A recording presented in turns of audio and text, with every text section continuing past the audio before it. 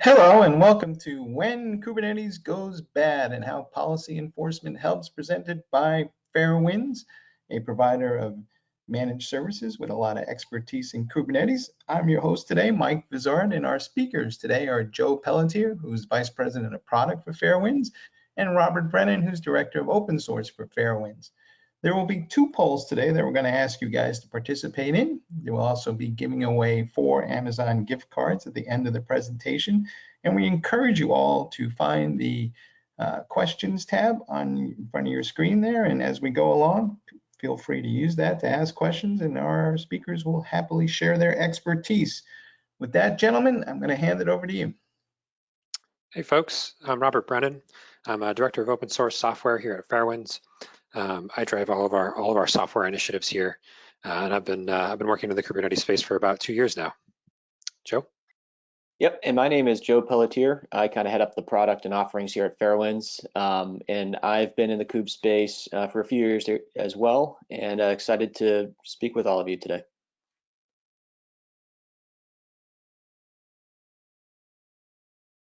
All right, well, we have our first poll here then, which is the question being, where are you on your Kubernetes journey? And we want you to select one answer, please. Your choices are learning about containers in Kubernetes, have spun up a test cluster, have started using it in pre-production, are using it in production, and I am a Kubernetes expert. We're going to give everybody a minute or so to answer this poll.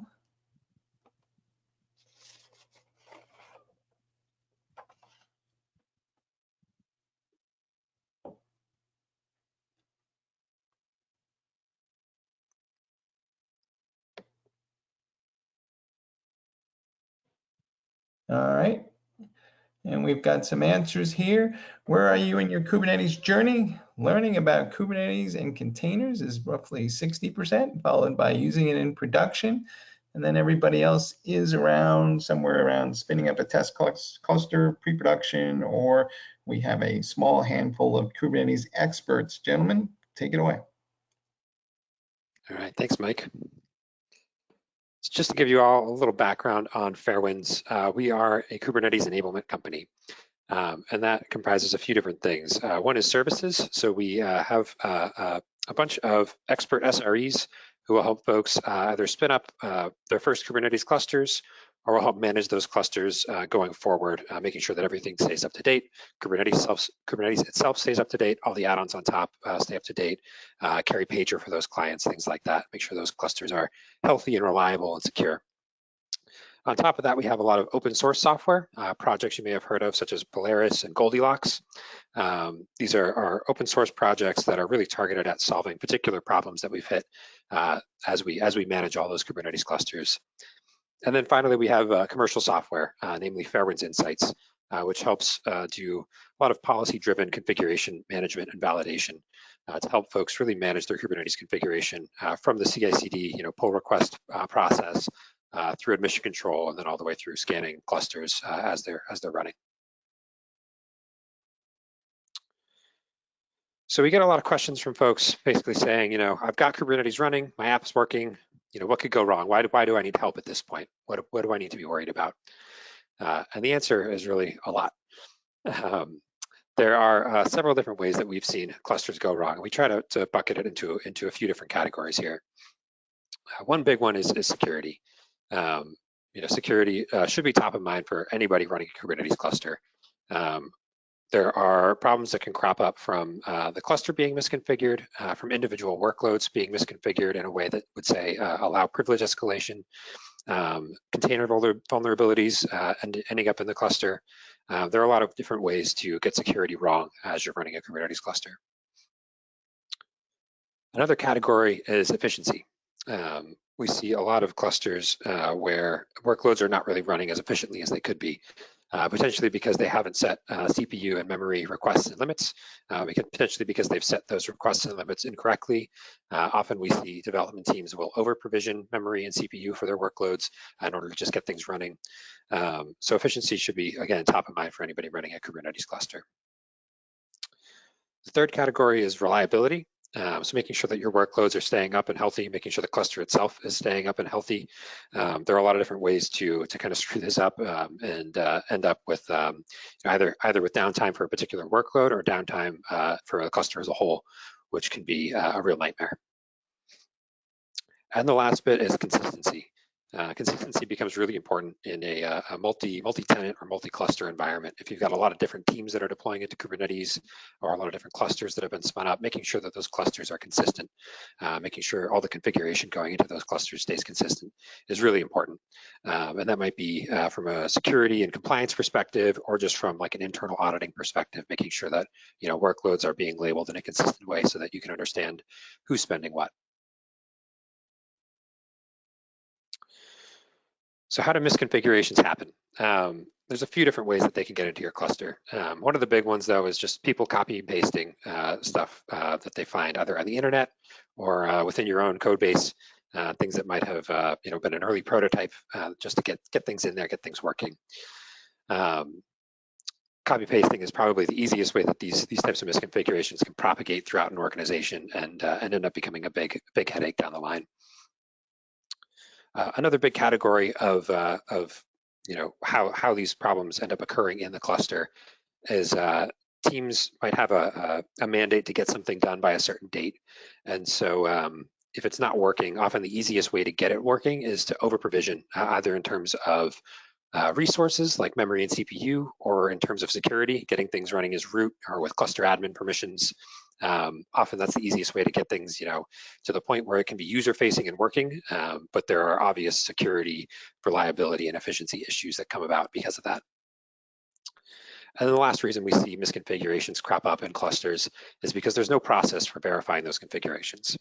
Either there's not enough work being done at pull request time to do code review, or developers are reviewing their own code without any oversight from the ops team. And there's no policy in place, or no ability to audit what's already gotten into the cluster.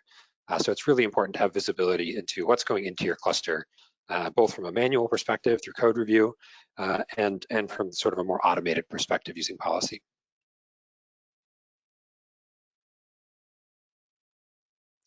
So one big example of a problem that can enter your container or into your cluster is a vulnerable container. For every container out there, it has inside of it both the base operating system and a bunch of software installed on top of it. And new vulnerabilities are being announced regularly for all these libraries. It's important to make sure that you're scanning every container that goes into your cluster to make sure that you're not introducing any vulnerabilities into those clusters through these images. What's really important, though, is that you're not only scanning things as they go into the cluster, but you're proactively continuing to scan them. Because even if it passed the scan, the first time as it entered the cluster, it's possible that a CVE would be announced the next day, and suddenly you are running a vulnerability. And that's, not just a, something in the background. That's a publicly known vulnerability. So it's important to make sure that you're scanning containers on a regular basis and patching these vulnerabilities. Based on the data that we have at Fairwinds, roughly about 8% of containers that are running inside of a cluster contain known vulnerabilities and could potentially be exploited. That could be, exploiting the application that's running inside this container, or if they manage to exploit the application, using these vulnerabilities to escalate their permissions within the cluster. So another category of issues that we see is over-permissioned containers and deployments.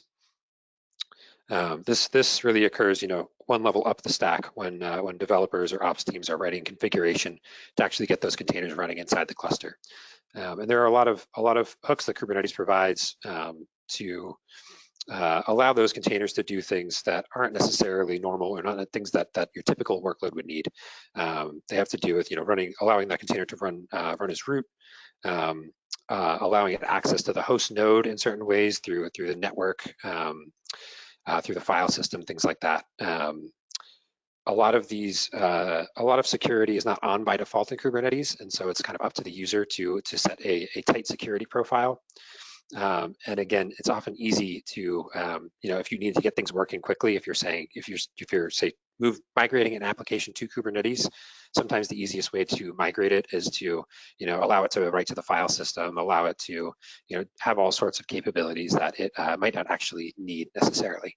Usually these capabilities are for things like, more infrastructure-related things like Istio or some networking security applications. Your typical API or web server is not going to need to do a lot of these more secure things.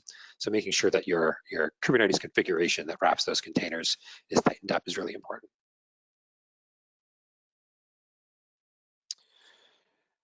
We actually see a lot more prevalence of these configuration issues. Again, largely because Kubernetes doesn't set very strong defaults here. About 63% of deployments allow their workloads to run as a root user, and about 73% have modifiable file systems, which is typically not recommended. But again, these are settings that are on by default, so we see them crop up a lot. Tightening down these things can really make sure that attackers are kept, unable to escalate their permissions if they do manage to exploit your application.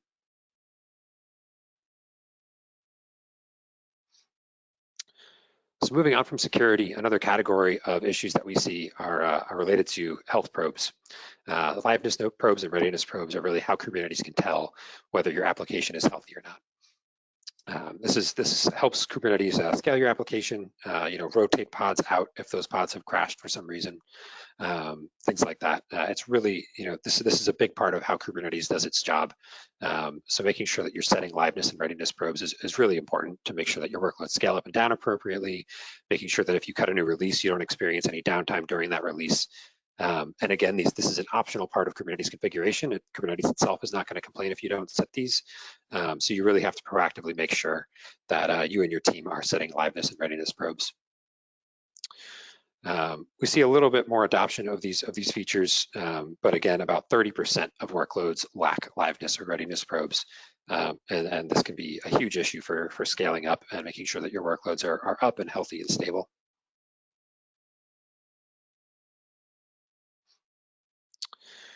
And then another class of configuration issues we see is all around memory and CPU. We see, again, this is a field that is not required in your Kubernetes configuration. You can leave it out and Kubernetes will happily run your deployment. But if you introduce a memory leak, Kubernetes will just keep feeding more memory into your container until it runs out of memory on the node. It's really important to make sure you're setting memory and CPU, both requests and limits.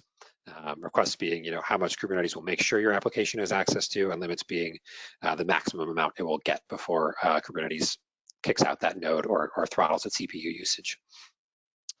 Another class of issues we see around resource requests and limits is that development teams will set them potentially after being nagged by an ops team, but they'll set them way too high. It's hard to really tell in development mode how much CPU and memory your application really does need in production. So the easiest thing to do is to just ask for too much. Ask for 5 gigabytes of memory, even though your application will never use more than half a gig. Or ask for 2 CPUs, even though you've got nothing multi-threaded and you really only need 1 CPU. So it's really important to make sure that you're monitoring what these values are set to and how well they conform to the actual usage of the application, because otherwise you're going to quickly run out of resources in your container, in your cluster. You're going to have to spin up more nodes. You're going to have huge cost overruns. You may end up spending way more than you actually need to. Again, we see a lot of workloads that are failing to set these. About 25% don't set CPU and memory limits at all, which can be a huge issue. Again, if you have a memory leak or the application starts doing something unexpected, Kubernetes isn't going to know to kick that pod out. And then of the folks that do specify CPU and memory limits, 15% of those have over-provisioned their resources, we find. So by looking at their actual usage over time versus what those memory limits and requests, CPU limits and requests have been set to, we can see that about 15% have over-provisioned. And then our last example of misconfiguration is a lack of consistency. This becomes really important when you have many teams deploying into Kubernetes or many different clusters in your organization. Making sure that, for instance, folks are using the same labels to mark their application, say, in the example here on the right, we've used the app label in one instance and the application label in another instance. It seems like a small thing, but it can make it really hard to audit the cluster and see, say who is spending how much, which workloads belong to which teams. You can also see here we have a cost center code where one team hasn't set their cost center code. Making sure that you have a consistent application of those cost center codes across clusters is really important if that's a scheme that you're using. And then there are other things like you may decide you don't want to host images from a particular registry because it's proved unreliable or it could contain untrusted containers. You want to only use an internal registry, making sure that you're consistently pulling from that one registry rather than from any registry that developers might specify could be really important. This is a much broader category of checks. This really has a lot more to do with your organization's context, your organization's needs, your standards and schemas and things like that. But it's important to make sure you're doing things consistently across clusters and across workloads and namespaces within a given cluster.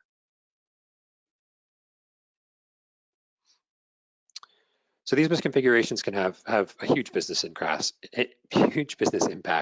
There can be increased security risk.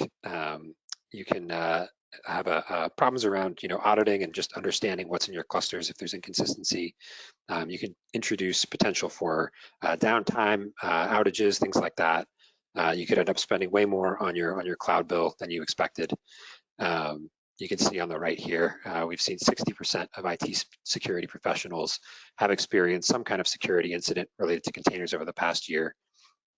And about half of containers use less than 30% of the CPU that they request, according to Datadog.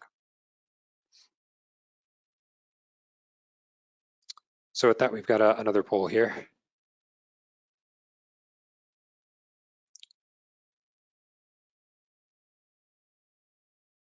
So our poll here is, how is Kubernetes used in your environment today? Your options are full service, every app team creates, manages Kubernetes.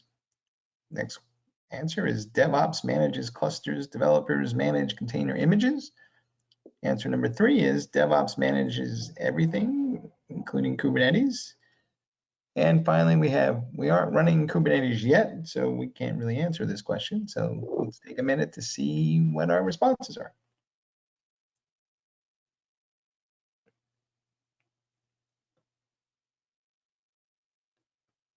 All right, our responses are, for the most part, people are DevOps manages clusters and developers manages container images. And we aren't running Kubernetes yet are our 2 leading answers. And then followed, I guess, by a quarter of folks, DevOps manages everything Kubernetes, developers, and even the application code. And very few people are doing full service. Gentlemen, back to you. Super interesting. This is Joe speaking from Fairwinds, and when you look at those results, it's clear that I think a lot of folks are still evaluating and looking into Kubernetes for the first time, which is great. I mean, this is going to be a presentation that will help you think about some of the considerations as you move forward on your container and kube journey. But it also feels like a kind of somewhat of an even split between DevOps managing everything and DevOps managing some of the clusters and sharing some of that responsibility with developers as well. And I think that really resonates with what we're seeing from customers in the market, where a lot of folks are trying to find that balance between how much does DevOps own and control around Kube versus how much do I enable my development teams to have more service ownership and control over their configurations. And I think in any of those models, as you move towards adopting Kube or thinking about adopting Kube, it's important to think about how you can put that governance and guardrails around Kubernetes to enable teams to deploy quickly, rapidly, and enable that high velocity organization. And I think that's really where policy enforcement can help a lot. So if you move to the next slide here, we'll dive into a little bit more around what is policy enforcement. And Robert, really helped us understand a number of examples of where Kubernetes can go wrong, right? A lot of them are configuration driven. a lot of them can affect security, efficiency, or reliability. And we're seeing that, as organizations adopt Kube, there is a number of folks out there who still kind of struggle with these challenges. We also know that everyone is interested in best practices around Kube. But one way to actually tackle the best practice problem is with something like policy enforcement. Policy really helps prevent common misconfigurations from being deployed into clusters. And when you can prevent these misconfigurations, you can enable that ultimately that development velocity, because teams begin standardizing on a way of deploying and a way of running their apps in Kube. Another kind of benefit of policy enforcement is the ability to enable IT compliance and governance, which for many companies who have to adhere to internal and external compliance standards, that becomes important to show that you have controls in place that allow you to meet those guidelines. And kind of the other category is really just around putting those guardrails in place so that teams kind of avoid making certain types of naive assumptions with Kube. One of the things that we'll move on and discuss here is a little bit around policies as code. And as the world moves towards cloud native infrastructure and cloud native technologies, everything is being kind of standardized in a code-like fashion. And the same is true with policy. An emerging kind of category called policy as code is coming to light, and it really allows organizations to kind of separate the policy definition and the policy enforcement. A lot of the policy definition is now being encoded in kind of domain-specific languages like Rego. Rego is a popular policy language that is used by the Open Policy Agent project. The Open Policy Agent, also known as OPA for short, is becoming a popular standard in the Kubernetes community for being able to apply these policies. And we'll talk a little bit about that later in this presentation as well. But I think, when we think about the policy as code movement, the benefits are really around version control, auditability, your ability to test policies, and making sure that they're repeatable, which is important for that consistency factor, especially as Kubernetes deployments, or Kubernetes adoption grows in the enterprise. So let's go take a look at the next slide here and get a better understanding of how policies are being used today. Really, from what we can tell, organizations are leveraging policy in kind of two different ways. One is, I'm going to call it the audit mode way, and that's really the ability to monitor existing resources and workloads in a cluster so that you can identify what's misconfigured now or what the current estate looks like from a configuration perspective, so that you can either generate compliance reports or help prioritize improvements or any sort of security fixes as a result. So, it's very common for companies to do a POC of Kubernetes, get their test cluster stood up, and then over time, start deploying production workloads to that cluster. But they may have neglected to think about policy, or they may have neglected to think about what are the best practices that we want to govern for our org. Audit mode for policy enforcement really allows you to just understand the current state of what's going on in that cluster, so you can then just make those next step decisions. The second kind of way policies are being used is enforcement mode. And I think that's how most companies or how most engineers think about policy. I think they generally think about it from an enforcement standpoint, which is really, that notion of you're going to have a team, they're going to be deploying into that Kubernetes cluster. How do I prevent that user or that process from deploying things that violate my conventions or my norms for my organization? And this is really a great way to kind of mature your policy usage, where you create those guardrails for what a good deployment looks like or what a bad deployment looks like. And ultimately, with the right balance of enforcement rules, you can reduce the risk associated with activities like upgrades and being able to make fixes to configuration so that you can maintain the cluster over a long period of time. So let's move on to the next slide, where we kind of discuss different types of policies. We've thought about policies a few different ways. As we've been working with our customers on policy enforcement, we've kind of grouped the categories of policies that apply into 3 different buckets. The first one we'll call kind of standard or universal policies. And these are really kind of basic policies that enable general best practices in any Kubernetes cluster that you might be running. We'll share a couple real-world examples on the next slide in just a minute, but generally these policies are going to cover a wide variety of areas like security, efficiency, and reliability. There are also environment-specific policies that might be applied to specific namespaces or specific clusters like a dev cluster or a QA cluster. And in an environment-specific policy, for example, you might have your QA cluster more relaxed. It may not have as strict of a policy because you want to enable developers to get their app out there and test it and make sure it works, and you don't want to block that activity. But in production, you might want to ratchet up the strictness of your policy so that you can avoid those production mistakes. In other cases, there might be certain namespaces in your cluster that are really meant for platform resources. So you could think about namespaces in a cluster that are focused just on monitoring or certificate management or DNS, et cetera. And you don't want development teams to accidentally deploy something in there or change the configuration around that namespace. So you may put policies that kind of govern what can be done in that context.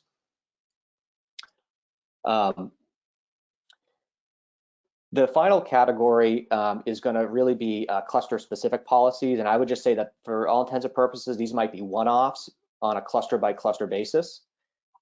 Example might be edge computing, where if you have an edge cluster, those might follow a completely different set of policies and procedures than a traditional cluster serving up traditional workloads.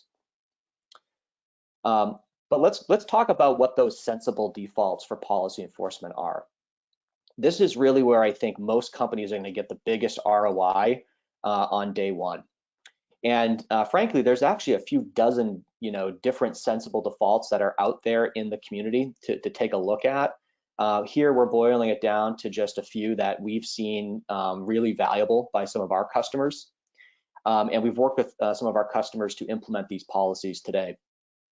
So let's take a look at the first one, which is preventing deployments to the default namespace. This is, can be a general just best practice. You want to generally have your workloads in a namespace so that you understand ownership and you can embrace certain aspects of that service ownership so that things are more logically organized in the cluster. Another one is requiring labels on resources. Robert shared an example earlier where you might have labels around who the app team that owns this service is or what cost center that service belongs to. That's really important, again, for just making sure that the cluster is well organized, because when there are certain activities like upgrades or security patching that's required to the cluster, you want to make sure that you have a sense of the application landscape that's running in there and that things can continue to run after those upgrades. So being able to take inventory of who's deployed what with the use of labels can be really, really powerful. I won't go through the whole list, but the last one I'll touch upon is really that resource requests needing to be set. Robert talked about how that's a general best practice, but there's about 30% of organizations don't even set these today. And part of the reason why that's a tricky problem to solve is because you kind of have to get visibility into how that workload's actually consuming the resources available in the cluster already. And so at Fairwinds, we've developed some software to help with that. One is an open source tool called Goldilocks, which can help make this problem easier to solve and allow you to apply a policy so that you are aligned with more of those best practices. The final thing I'll point out here, though, is that there is a prolific number of examples out there in the community. Fairwinds is maintaining a library of policy examples written in Rego as part of the Open Policy Agent project. And the Open Policy Agent project as well has their own dedicated library on GitHub. And so we provided the links to both for you all to take a look and poke through at the different examples out there. So as we move on, when does it make sense to actually apply policy enforcement, right? And it was, again, looking back at that poll question, it's really interesting to see the results from the webinar. And I think it really speaks to how organizations, the role of DevOps is going to vary depending on the culture and how much service ownership is going to be given to the end development team versus not. And I think in any scenario, policy is going to help both that platform engineering team and the ultimate development teams to go faster with in different ways. So in general, I think policy enforcement though becomes increasingly more and more valuable as companies make a bigger and bigger investment in Kube. Generally, when you're going from one team to many teams who are using Kubernetes, policy becomes sort of an overnight important decision for you to make. And we see this a lot happening when organizations leverage a shared cluster. So imagine you're a platform engineering or operations team. You're building and managing a Kubernetes cluster today that actually serves multiple app teams. So you essentially have multiple end customers. It's really important to ensure that those customers are not accidentally interfering with their own work streams, and policy can be a way to help put those guardrails in place. Another example of when policy enforcement makes sense is sort of that multi-cluster environment. And this is true when, similar situation, you have multiple clusters that are serving multiple teams, potentially a blend between the cloud and on-prem. And you want to make sure that, applications are being directed to the right environments and that you have policies that can be repeated across different environments. So the beauty of policy enforcement and policy as code is that you can reuse a lot of those policies as you build and expand Kubernetes. It gives you that repeatability because everything is kind of version controlled and stored in Git, and it can enable you to really apply policy across all the clusters that might be growing in your company. So let's think about, in this next step, sort of what makes the most sense in terms of logical rollout of policies, right? Like if you're convinced at this point that policies are important for you to look at, what makes the most sense to start with today? And I think step one is really going back to that use case of audit mode, leveraging a set of policies to understand within your cluster today what is currently already violating those policies. So before you even enforce or block deployments into the cluster, it's important to just prioritize the current issues that may exist today so that you can understand what should we address immediately versus what should we be planning as improvements later down the road. A second step is once you feel comfortable with the audit mode step is then integrating sort of a feedback loop into the CI/CD process. And that gives sort of your DevOps team or your developers, depending on whoever's responsible for the configuration, early feedback on whether or not that configuration, which is generally manifests itself as YAML code, has any violations of policy. And then the third one is an admission controller enforcement, which we'll speak to in just a second. And that's really that last gate where policy enforcement is likely the most strict because it applies guardrails around what can go into the cluster and what cannot. So if we move to the next slide, we'll have sort of a visual representation of sort of what we're talking about here. And this is just sort of a typical implementation. It could vary depending on your organization. But you'll see that starting at the left, everything sort of originates with policies as code in a repo.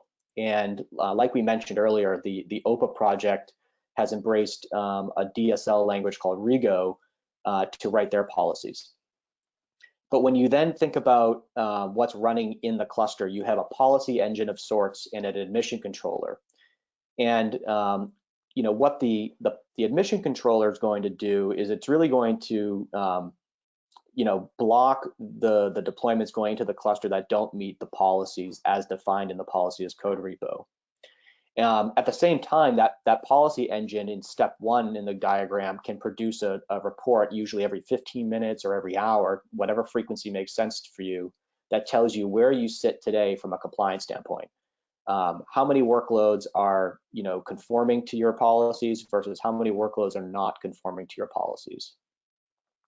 And then finally, on that step 2 area, you'll see that the CI plugin is another area where policies can be interpreted and feedback can be given to the developer well before they're actually deploying into the cluster. It's another early warning indicator that there might be something wrong with how that YAML code has been configured. So if this sounds interesting, I think we want to share with you on the next slide 2 different options around how to get started.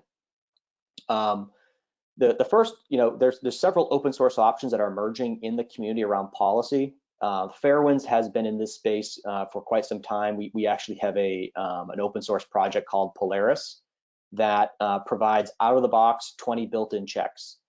And they cover a variety of use cases too. It covers security checks, efficiency checks, as well as reliability checks around your Kubernetes configuration.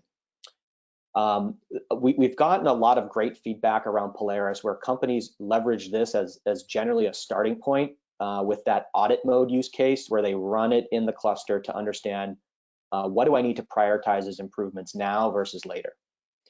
And over time, folks might be able to leverage Polaris, get their cluster in good shape, and then want to go to an advanced next step. And that advanced use case is really where Open Policy Agent shines. The OPA project gives you a lot of flexibility around defining your policies using that Rego language we talked about, and being able to have very fine-grained rules around that. And so, I think these are 2 great options for you to be pursuing. And what we've decided at Fairwinds on the next slide is we've actually built a product that integrates both Polaris, OPA, and several other open source auditing and policy tools into one platform. Because we're seeing a lot of organizations take this sort of methodical maturity step where they start with something like Polaris, they move into OPA to do more advanced policies, and then they also want to expand and run more security type of checks in their cluster to gain more visibility into the types of issues that might exist. With our Fairwinds Insights offering, we also integrate with different DevOps tools like CI/CD platforms, ticketing systems, Slack, etc. And it really runs wherever Kube may exist. So if we move forward, really it becomes sort of a comprehensive platform that helps you fit between development and ops. And if we think about the poll question from earlier, very few companies have developers in full control of operations. I think a lot of companies aren't there yet. And the tooling and the complexity in this space, isn't there to really give developers the leverage they need. And that's why DevOps exists, is how do we enable that collaboration between development and operations folks. And so if you're an organization where you do have a DevOps function, but there's a depending on the team or depending on the culture, there's a certain amount of shared responsibility between dev and ops, Fairwinds Insights can be a really good choice for getting policy enforcement integrated at the earliest stage, which is CI/CD, and rolled out all the way through to production with a suite of really best of breed policy and auditing tools for Kube. And with that, I think we can share with you just a couple of the use cases we've heard from customers recently, how they've recently used Fairwinds Insights. They use it for that cluster audit where they audit their clusters for security, reliability, and efficiency issues. They then go to that next step and they create, define, and enforce policy. And more recently, we're seeing our customers leverage Fairwinds Insights to provide, optimizations to their workloads so that they can have the right balance of CPU and memory and ensure that their clusters are running efficiently as they scale and grow their usage. So with that, I think we want to just make sure the folks on this call know about our free trial. We also have a free community tier if you're interested in using it for a longer than 30 days. And so we're interested in your feedback and hearing any questions that you might have. And so I think I'll turn it back over to Mike for any of the Q&A that has come up. All right, great. Let's jump into that. Folks, we want to encourage you to find that question button and plug in whatever's on your mind, but let's go to our first question. If you're building a cluster for the first time, when should you start thinking about policy, gentlemen? Yes, I can answer that. I think a lot of folks, as they're building out a first cluster, they haven't hit a lot of the problems that come with the more mature Kubernetes cluster. So they don't really think about policy out of the gates. I think it's really important to start setting up a few basic guardrails as you're rolling out your first cluster. They can be policies as simple as like don't deploy into the default namespace, make sure liveness and readiness probes are set on everything. But just at least starting to establish some good habits around policy. So that you have those instincts in place, so that as you do mature, you get more teams deploying into Kube, and you start to hit real problems. It's really easy for you to say deploy new policies in order to set up some guardrails based on your experiences there. All right, great. Our next question is, how do you know when the right resources request limits have been set? It seems like there's a lot of options out there. So what is the right balance? Yeah, that's a great question. I'll start it off, and I think Robert might have some feedback on this as well. With resource requests and limits, I mean, technically you can run your workloads in Kubernetes without them, but Kubernetes will apply a default, and it's a pretty risky thing to do because Kube may, consume all the CPU and memory on that node if you don't provide sort of the minimum or the limit value that's required for that workload. And what we've noticed is a lot of folks today will kind of rely on looking at their monitoring tools and kind of going back in time to understand what are those lower and upper limits that they've seen that workload run. But one of the recent kind of innovations in the community has been around the vertical pod autoscaler recommendation mode, and we take advantage of that open source with our Goldilocks offering to just provide straightforward recommendations on what we think the CPU and memory should be for that workload. And that generally helps make the problem easier to solve. But I don't know, Robert, if you have any other thoughts on that issue. No, yeah, I'd just say, Goldilocks and Insights as well are able to, really look at your actual usage and compare that to your requests and limits. I think it's something that, teams need to tune on an ongoing basis, as their application grows, their user base grows. The appropriate limits and requests might change over time. So it's something to just constantly be keeping an eye on and tuning. All right. Our next question goes to Polaris. Does Polaris do security checks on running containers? So Polaris won't check a running container. What Polaris checks really is the Kubernetes manifests that wrap those containers and tell Kubernetes how to handle those containers. So it's more like a static analysis of the Kubernetes configuration. If you're looking for more runtime security, Sysdig has a project called Falco, which does a lot of runtime security. It's a little more heavyweight, to have basically an extra application running inside of each or alongside each of your containers to monitor them. So it's a little bit scarier, a little bit harder to set up, but it's out there for sure. All right, our next question, I'm not sure I'm going to get this right, but I'm going to read it. But in terms of implementation, where does it come in terms of Kubernetes node structure? Does it require custom Kubernetes controller, kubeadmin? I guess, what are the tools for you for spinning up a Kubernetes cluster? So I think this question is in terms of policy enforcement. Feel free to chime back in if I interpreted that wrong. But for policy enforcement, specifically the admission controller is probably what you're asking about here. That runs as what's called a validating webhook inside the cluster. Basically, the validating webhook sits alongside the Kubernetes API. There are some validating webhooks out there. Fairwinds Insights provides one. OPA Gatekeeper is another validating webhook that exists. You install these in your cluster. You can create your own from scratch using Golang as well.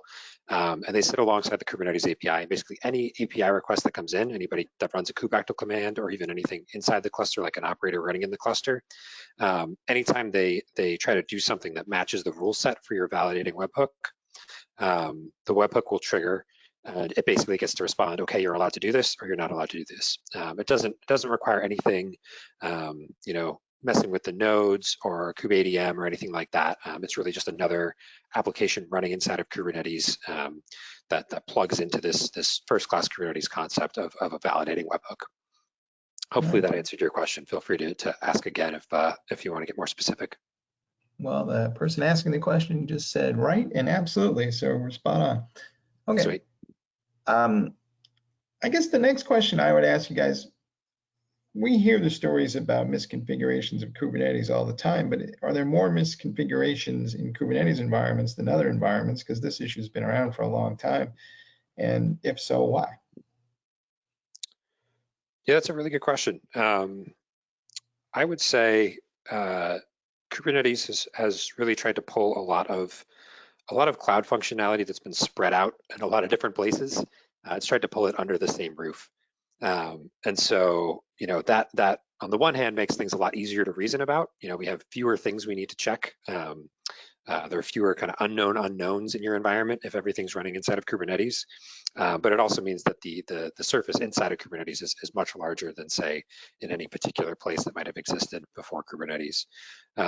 So I would say it's a much easier problem to get your arms around with Kubernetes, but it's still a very, very big problem. Yeah, I would definitely echo what Robert said. I also think some of the things that we're hearing in, we've run some stats here, right? We shared some information that we have around the prevalence of some of these issues. And we're hearing like a lot of folks, they're still trying to learn Kube, right? And so they might copy and paste a lot of examples and sample configurations and apply it and maybe never revisit it.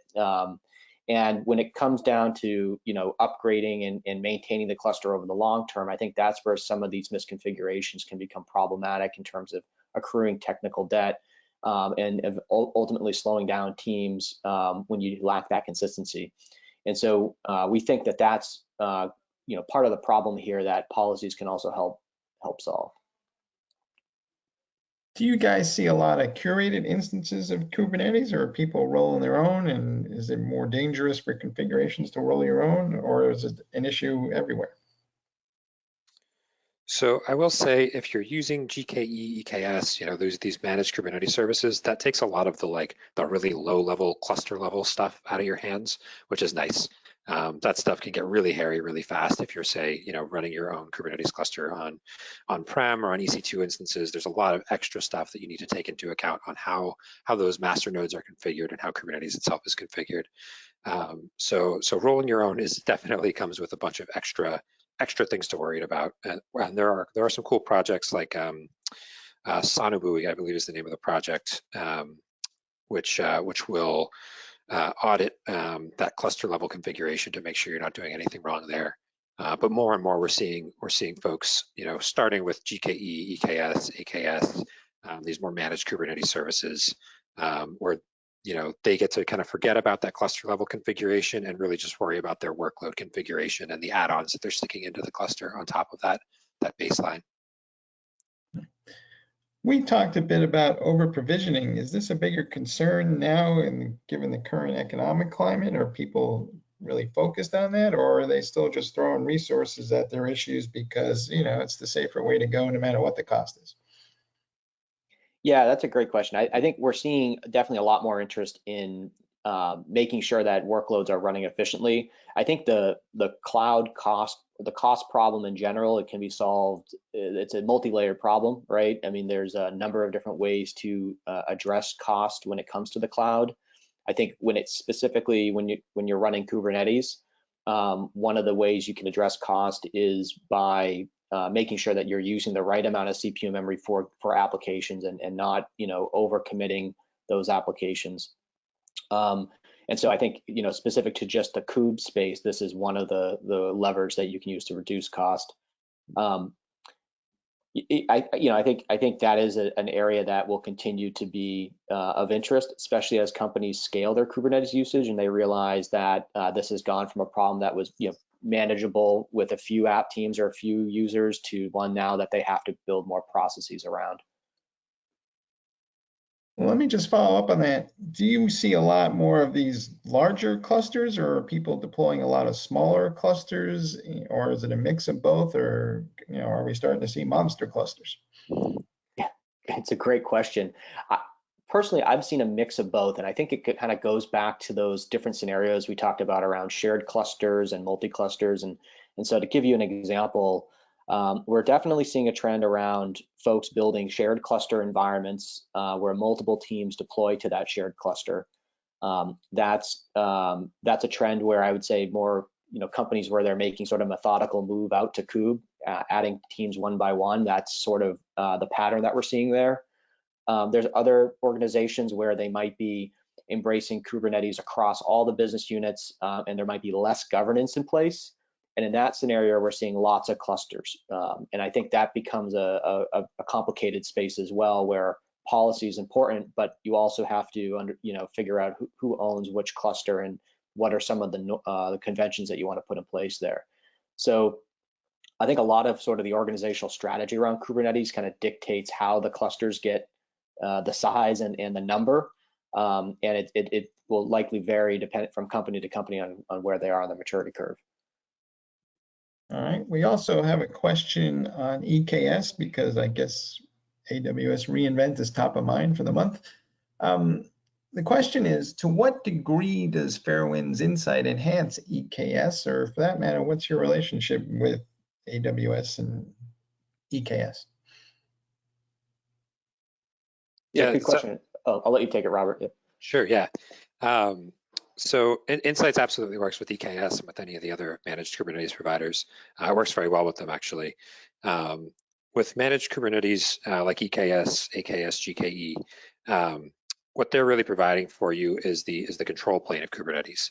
Everything else in terms of your workload configuration, your networking setup, how you're managing ingress, everything else is left up to you. And that's really where Fairwinds Insights comes into play. Fairwinds Insights is really about checking that workload configuration, checking resource usage, enforcing policy around workloads. So Fairwinds Insights really plays at that, at that worker node level, or at the, at the workload and configuration level. So it really doesn't do a lot at the level that EKS is taking care of for you. So I just say Insights works really well with any of the managed Kubernetes providers. All right, great. You guys talked early on about roles and who's in charge of what. And then we had the poll.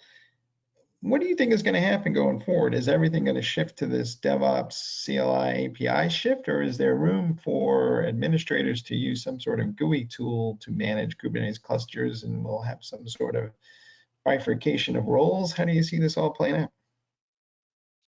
Yeah, I'd say the one of the anti-patterns that I have seen cropping up is that you have an ops team who is in charge of everything, basically. The app developers just write their application code, and the ops team is responsible for writing Docker files, writing the configuration around those Docker files, getting everything shipped into the cluster. And that can work well if you've got one or two teams. But once you really start to scale up, and you have a variety of different teams using a variety of programming languages and things like that, that really just doesn't scale very well. So I think the best companies we've seen have a really nice handoff between dev and ops, where the developers take care of writing those Docker files, writing the basic deployment configuration, maybe with some guardrails in place from the ops team, whether that's a policy enforcement engine, or maybe they provide templates for how to write those configuration files. But it's the development teams that are responsible for the day-to-day updating of those bits, because there really is a lot of application-specific knowledge that goes into knowing how much CPU and memory your application should be using, knowing what environment variables need to be set, knowing how to check for liveness and readiness. I think app teams really should own those things. And then you asked about dashboarding too, which I think is going to be an increasingly interesting thing to watch in the Kubernetes space. Right now, I think almost everything happens through kubectl and through like automated processes like CI/CD. I would say more and more, at least from a visibility perspective, folks are going to be looking to dashboards to make sense of the complexity of Kubernetes. It is such a there's so much inside of a Kubernetes cluster. There's so much going on that it can be hard to even know which kubectl commands to run in order to get the information you need. So having some kind of dashboard, some kind of visualization in front of you to kind of show you what's going on and tell you what questions you should be asking, I think is increasingly important. Yeah, I 100% agree with Robert's point of view there, and I think if we think about Kubernetes in terms of just sort of the adoption lifecycle, it's starting to enter the mainstream, right? A lot of mainstream companies are thinking about and experimenting with Kube. Even our survey today kind of suggested that as well. And I think as you enter the mainstream, having more dashboards and user interfaces on top of Kubernetes will make it easier to adopt. It will reduce the complexity. And allow folks to easily prioritize how to apply policies and what types of issues need their attention. So I think it's going to be an important part of the Kubernetes kind of journey that a lot of companies go on. You guys mentioned that in your observation, 8% of containers have known vulnerabilities. Did you guys look at what kind of vulnerabilities they are? Because I hear a lot about cryptojacking, but not much else. But I don't know what you guys are seeing. Yeah, it's really across the board. The container vulnerabilities can be kind of noisy because it can be something going on in a library that you're not using just because you used a very large base operating system for your application. It might be something in the Git client that was already installed in that operating system which you're not actually using. So it can be hard to kind of triage through those issues. But really, I think the important thing is I think the easiest way to handle those issues is to make sure there aren't any. It's much harder to, like, if you see I've got a container image that's vulnerable, trying to go through the process of asking yourself, well, am I using this vulnerability? Am I actually vulnerable to it? Is there a chance for somebody to break into my container using this vulnerability?